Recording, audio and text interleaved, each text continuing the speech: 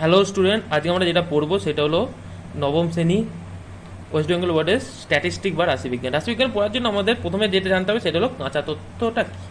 কাঁচা তথ্য হলো আমাদের যে তথ্যটা আমাদেরকে দিয়ে দেয়, মানে আমরা যে অঙ্ক করবো, অঙ্ক করার জন্য আমাদের যে তথ্যটা প্রোভাইড করা হয় সেটাই হলো আমাদের কাঁচা তথ্য বা র ডাটা, অর্থাৎ প্রোভাইডেড ডাটা যেটা। এছাড়াও এখানে আরও অনেক ডেফিনেশান আছে, সেই ডেফিনেশানগুলো আজকে পড়বো এবং তার রিলেটেড কিছু যে এক্সাম্পল, সেই এক্সাম্পলগুলো আমি তোমাদের এইখানে সংক্ষেপে কিছু করে দেখাবো। তারপর আমি দুটো নতুন জিনিস সম্বন্ধে ধারণা পাবো, সেটা হলো চল এবং গুণ। চল জিনিসটা কি? পরিমাপ করা যায় এরকম লক্ষণ, পরিমাপ যুক্ত লক্ষণ। পরিমাপ যুক্ত লক্ষণ মানে কি? যেমন আমি তোমাকে একটু উদাহরণ বলছি, তোমার পরিবারের মেম্বারের সংখ্যা কত, কতজন মেম্বার আছে? কেউ বললো 4, কেউ বললো 5, এটা হলো পরিমাপ যুক্ত লক্ষণ, এটাকে আমরা বলবো চল। আর পরিমাপহীন লক্ষণ, তোমার পরিবারে কারা আছে, মহিলা এবং পুরুষ তুমি যদি বলো, তখন সেটা কি হলো? পরিমাপহীন লক্ষণ, একটা গুণ। ওই জন্য এটাকে আমরা বলবো গুণ। এবার তোমাদের আমি একটা ছক দিচ্ছি, এবার দেখো। এবার আমি এখানে একটা শ্রেণী দিয়েছি, এবার শ্রেণী থেকে আমরা কি করবো? শ্রেণী থেকে আমরা একটা নতুন ডেফিনেশন পড়বো।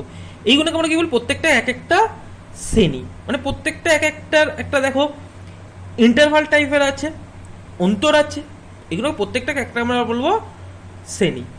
আর এর অপর নাম এটা হলো, আমরা কি বলতে পারি? শ্রেণী অন্তর। শ্রেণী অন্তর বা ক্লাস ইন্টারভাল।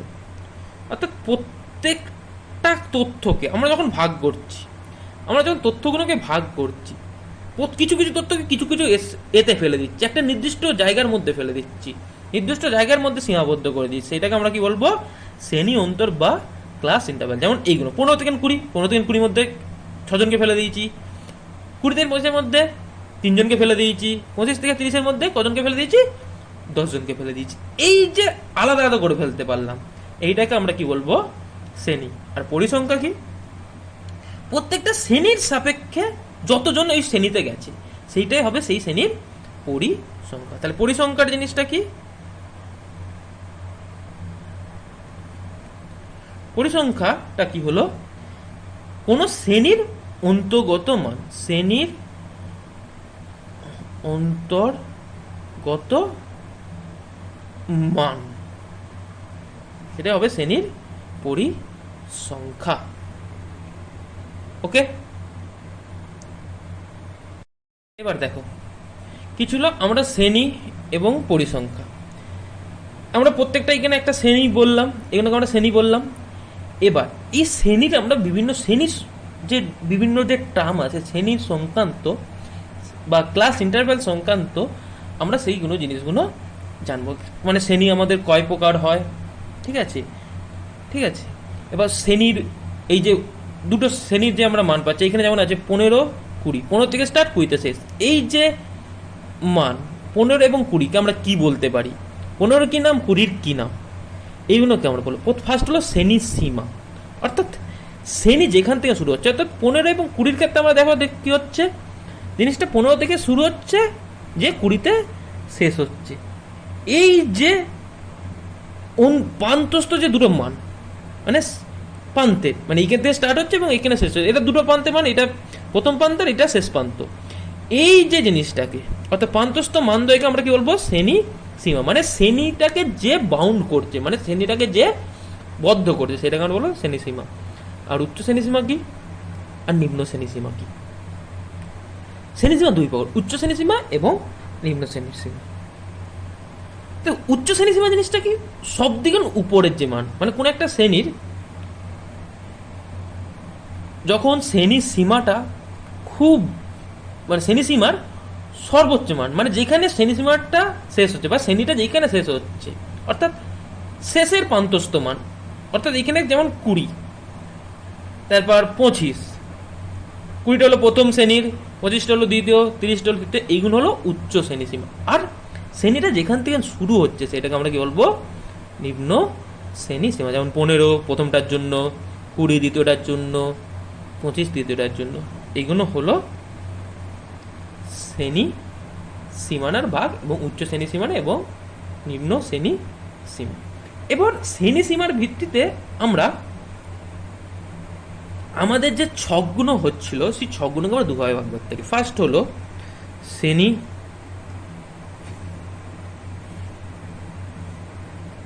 বহির্ভূত পদ্ধতি, আর 2 শ্রেণী অন্তর্ভুক্ত পদ্ধতি। ফার্স্ট, এবার শ্রেণী বহির্ভূত পদ্ধতি জিনিসটা কি দেখো। শ্রেণী বহির্ভূত পদ্ধতি জিনিসটা কি? আর শ্রেণী, কোনো শ্রেণীটা হচ্ছে এরকম শ্রেণী আছে 75 থেকে 80, 80 থেকে 85, 85 থেকে 90। অর্থাৎ কোনো শ্রেণীর মানে কোনো একটা শ্রেণীর মানে যে শ্রেণীটা আমি যদি প্রথম শ্রেণীর যেটা আমার ঊর্ধ্বসীমা হবে, পরবর্তী শ্রেণীর সেটা আমার কি হবে? নিম্ন সীমা হবে। প্রথম শ্রেণীর ঊর্ধ্বসীমা আমার, পরবর্তী শ্রেণীর নিম্ন সীমা। সিমিলারলি আমি এই যে শ্রেণীটা, এর যে ঊর্ধ্বসীমা আমার, এটা হলো এর নিম্ন সীমা। এই যে পদ্ধতি, অর্থাৎ পূর্ববর্তী শ্রেণীর উচ্চ সীমাটা কি হবে? পরবর্তী শ্রেণীর নিম্ন সীমা, তখন সেটাকে আমরা বলবো শ্রেণী অন্তর্ভুক্ত বহির্ভুক্ত পদ্ধতি। আর শ্রেণী অন্তর্ভুক্ত পদ্ধতি কি? যখন এই কাজটা ঘটবে না, অর্থাৎ এরকম যাতে 85 থেকে 80, 81 থেকে 86, অর্থাৎ পূর্ববর্তী শ্রেণীর উচ্চ সীমানাটা কোনোদিনই পরবর্তী শ্রেণীর কি হবে?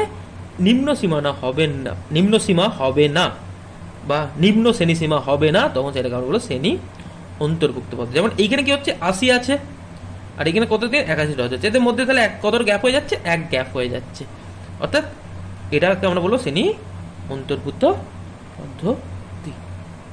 এবার দেখো আমরা কি বললাম? শ্রেণী বহির্ভূত পদ্ধতিতে শ্রেণীগুলোর মধ্যে কি পার্থক্য হচ্ছে? যেমন 80 থেকে যদি আমি বললাম 85, তারপর 85 থেকে তোমার 86 থেকে 91, 92 থেকে 97, এই জাতীয় শ্রেণী, এইগুলো তো কি হচ্ছিল? শ্রেণী অন্তর্ভুক্ত পদ্ধতির মধ্যে পড়ছিল। এবার এই শ্রেণী অন্তর্ভুক্ত পদ্ধতির মধ্যে যারা পড়ছিল, এদেরকে আমার কি করতে হবে? শ্রেণী বহির্ভূতের মধ্যে মধ্যে মতো করতে হবে। অর্থাৎ এদের মধ্যে যে ফাঁকটা আছে, অর্থাৎ 85 পর 86 মানে 1 ফাঁক, 91 পর 92, এই ফাঁকগুলোকে আমাকে কি করতে হবে? বন্ধ করতে হবে। মানে এদের মধ্যে কোনো ফাঁক থাকবে না। অর্থাৎ শ্রেণী অন্তর্ভুক্তকে আমরা কি করবো? কনভার্ট করবো শ্রেণী বহির্ভূততে। এইটা কনভার্ট করার জন্য আমাদের একটা নতুন টার্ম আসবে, দ্যাটস কল শ্রেণী সীমানা। শ্রেণী সীমানা জিনিসটা কি দেখো। এই যে শ্রেণী অন্তর্ভুক্ত পদ্ধতির আমি যে জিনিসগুলো পেলাম, এদের এই দুটো শ্রেণীর মধ্যে ডিফারেন্স কত? 1। অর্থাৎ এই গ্যাপটা পূরণ করার জন্য আমি কি করব? যত গ্যাপ থাকবে সেটাকে আমরা 2 দিয়ে ভাগ করব। তাহলে এটা ভাগ করলে কত হচ্ছে? 0.5। এবার কি করব? এই 0.5 নিম্ন শ্রেণী সীমার সঙ্গে কি করব? বিয়োগ, এবং উচ্চ শ্রেণী সীমার সঙ্গে যোগ করবো। অর্থাৎ 80 থেকে এটা আমরা বিয়োগ করবো, 80 মাইনাস, তাহলে আমাদের কি করে যাবে? 80 থেকে এটা বিয়োগ করলে 97.5 থেকে 85.5, তারপর 85.5 থেকে 91.5, 91.5 থেকে 97.5। অর্থাৎ আমরা কি করলাম? শ্রেণী বহির্ভূত অন্তর্ভুক্তকে আমরা শ্রেণী বহির্ভুক্ততে কনভার্ট করে দিলাম। অর্থাৎ এর যেটা উচ্চ সীমানা হচ্ছে, এইটা তার নিম্ন সীমানা হয়ে যাচ্ছে। এই যে জিনিসটা, অর্থাৎ আমরা গ্যাপটা পূরণ করার পর আমরা যে নতুন একটা শ্রেণী পাবো, সেই শ্রেণীর পান্তস্থ মানদয়, অর্থাৎ প্রথমের মানদয় এবং শেষের মানদয়কে আমরা কি বলবো? শ্রেণী সীমানা। দেখো, যেমন সীমার ক্ষেত্রে আমাদের কি ছিল? উচ্চ শ্রেণী সীমা, নিম্ন শ্রেণী সীমা। এবারও শ্রেণী সীমানার ক্ষেত্রে আমাদের কি থাকবে? নিম্ন শ্রেণী সীমানা এবং উচ্চ শ্রেণী সীমানা। সিমিলার ডেফিনেশন কি হবে? আগের মতনই। অর্থাৎ যে আমরা শ্রেণী সীমানা পাবো, তার যে সর্বনিম্ন ভ্যালু, অর্থাৎ যেখান থেকে স্টার্ট হচ্ছে, সেইটা হবে সেই শ্রেণীর নিম্ন শ্রেণী সীমানা। যেমন প্রথম শ্রেণীর ক্ষেত্রে 79.5, তারপর একটা ক্ষেত্রে 85.5, অর্থাৎ নিচের ভ্যালু, লিস্ট, নিচের মান। উচ্চ শ্রেণী সীমানার ক্ষেত্রে কি? অর্থাৎ শ্রেণী সীমানা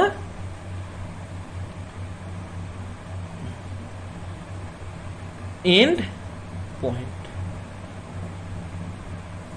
যেমন 85.5 হলো প্রথম শ্রেণী সীমানার জন্য, তারপরটা হলো 91.5। ওকে,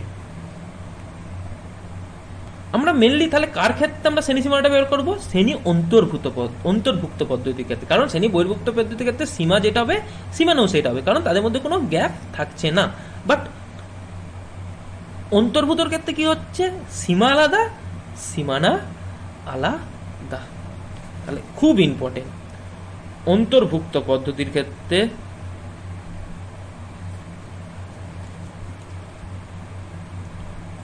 সীমা নট ইকাল টু সীমানা, সীমা আর সীমানা এক নয়। দেখো এবার আমরা একটা নতুন একটা টপিক সম্বন্ধে জানবো, সেটা হলো শ্রেণী মধ্যমান কি। কোনো শ্রেণীর সীমানাদ্বয়ের মাঝখানের যে মানটা, অর্থাৎ আমরা একটা উচ্চ সীমানা পাচ্ছি, একটা নিম্ন সীমানা পাচ্ছি, তাদের মধ্যবর্তী যে মান, অর্থাৎ শ্রেণীর সীমানার মাঝখানের যে মান, সেটাকে আমরা কি বলবো? শ্রেণীর মধ্যমান বের করার ফর্মুলা কি? উচ্চ শ্রেণী সীমা বাই নিম্ন শ্রেণী সীমা। তাহলে আমরা যদি এই শ্রেণী সীমানাটাকে কনসিডার করি, তাহলে এর ক্ষেত্রে মধ্যমানটা কত হবে? এর ক্ষেত্রে মধ্যমানটা কত হবে? একদম ইজি, দুটোকে যোগ করো, করে 2 দিয়ে ভাগ করে দাও। দুটোকে যোগ করতে হবে, করে 2 দিয়ে ভাগ করতে হবে। তাহলে আমি যদি করি তাহলে কত হবে? 79.5 প্লাস 85.5/2।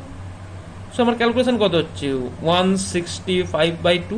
এটাকে এবার আমরা 2 দিয়ে ভাগ করে দিলে আমরা পেয়ে যাব। ঠিক আছে, তাহলে এটা হবে, এটা হলো এই শ্রেণী মধ্যমান। এবার স্টুডেন্ট দেখো, এবার আমরা যে জিনিসটা জানবো সেটা হলো শ্রেণী দৈর্ঘ্য। আমরা কি বললাম? শ্রেণী মধ্যমান। এবার শ্রেণী দৈর্ঘ্য কি? আমরা যে শ্রেণীগুলো পাচ্ছিলাম তার উচ্চ শ্রেণী সীমানা নেবো আর নিম্ন শ্রেণী সীমানা, তাদের মধ্যবর্তী যে দূরত্ব সেটাকে আমরা কি বলবো? আমরা কি বলবো? শ্রেণী দৈর্ঘ্য। মানে হচ্ছে একটা শ্রেণী আমাদের হচ্ছে এরকম দিল 79.5 আর 85.5। তাহলে উচ্চ শ্রেণী সীমানা কত? 85.5 মাইনাস 79.5 বিয়োগ করলে কত হয়ে গেল? 6। এবার আমরা এই শ্রেণী দৈর্ঘ্যের সাহায্য নিয়ে মধ্যমান খুব ইজিলি আরও ফাইন করতে পারি। তখন আমাদের অত বড় যোগদার করতে হবে না। কী করবে? যেই শ্রেণী দৈর্ঘ্য পেয়ে গেলে সেই শ্রেণী দৈর্ঘ্যকে আমরা কী করবে? 2 দিয়ে ভাগ করে দেবে। তাহলে 6/2 করলে কত হবে? 3। এবার 3কে কি করবে? নিম্ন শ্রেণীর সীমানার সঙ্গে যোগ করে দিবে, অথবা উচ্চ শ্রেণীর সীমানা থেকে কি করবে? বিয়োগ করে দেবে। আমি যদি নিম্ন শ্রেণীর সীমানার সঙ্গে করি তাহলে 3 কত হবে? তোমাদের হয়ে যাচ্ছে 82.5। উচ্চ থেকে বিয়োগ করে দিলে কত হয়? 85.5 মাইনাস 82.5। দেখো তোমাদের এটাই কি হবে? মধ্যমান। অর্থাৎ শ্রেণী দৈর্ঘ্যটা আমরা পেয়ে গেলে শ্রেণী দৈর্ঘ্য থেকে মধ্যমান আমরা কীভাবে বের করতে পারি? খুব ইজিলি। এটা কি হলো? উচ্চ শ্রেণী সীমানা থেকে আমরা নিম্ন শ্রেণী বাদ দিলে শ্রেণী দৈর্ঘ্য পাবো। এবার শ্রেণী দৈর্ঘ্যকে 2 দিয়ে ভাগ করে নিম্ন শ্রেণী সীমানার সঙ্গে কি করবো? যোগ করে দেবো, অথবা উচ্চ শ্রেণীর সঙ্গে বিয়োগ করে দেবো। এবার নেক্সট হলো পরিসংখ্যা ঘনত্ব। পরিসংখ্যা ঘনত্ব মানে কি? আমাদের ছক ছিল, তোমরা যে ছক করলে এরকম জাতীয় যেরকম ছক করলে, যেমন 15 থেকে 20 6 জন, 20 থেকে 25 5 জন, 25 থেকে 30 8 জন। অর্থাৎ প্রত্যেকটা শ্রেণীর সাপেক্ষে প্রত্যেকটা পরিসংখ্যা আছে। অর্থাৎ একটা নির্দিষ্ট শ্রেণী দৈর্ঘ্যের জন্য আমরা কি হচ্ছে? একটা নির্দিষ্ট পরিসংখ্যা পাচ্ছি। তাহলে প্রত্যেকটা শ্রেণীর ক্ষেত্রে আলাদা আলাদা করে পরিসংখ্যা পাচ্ছি। তাহলে প্রত্যেকটা শ্রেণীর ক্ষেত্রে আমাদের কী হবে? একটা তো কী হবে? প্রত্যেকটা শ্রেণী পরিসংখ্যার জন্য একটা করে ঘনত্ব পাবো। এই জিনিসটাকে আমরা বলবো পরিসংখ্যা ঘনত্ব। অর্থাৎ কোনো রাশির পরিসংখ্যা এবং সেই রাশির শ্রেণী দৈর্ঘ্যের অনুপাতে আমাদের কী হয়ে যাবে? পরিসংখ্যা ঘনত্ব। যেমন প্রথম শ্রেণীটার ক্ষেত্রে কত? আমাদের শ্রেণী টোটাল 6 আছে, আর আমাদের শ্রেণী দৈর্ঘ্যটা কত? 20 মাইনাস 15, 6 মাইনাস 5, এটাই হয়ে যাবে আমাদের পরিসংখ্যা ঘনত্ব। ক্লিয়ার? তাহলে কোনো শ্রেণীর পরিসংখ্যা বাই ওই শ্রেণীর শ্রেণী দৈর্ঘ্য, এটাই আমাদের কি হয়ে যাবে? পরিসংখ্যা ঘনত্ব। তারপর কি হচ্ছে? আপেক্ষিক পরিসংখ্যা। আপেক্ষিক পরিসংখ্যা কি? আমাদের এই অঙ্কটা দেখো, এটা দেখে আমরা 3টে শ্রেণী পেয়েছি। এই 3টে শ্রেণীর জন্য আমরা কি হচ্ছে? 3টে পরিসংখ্যা পেয়েছি।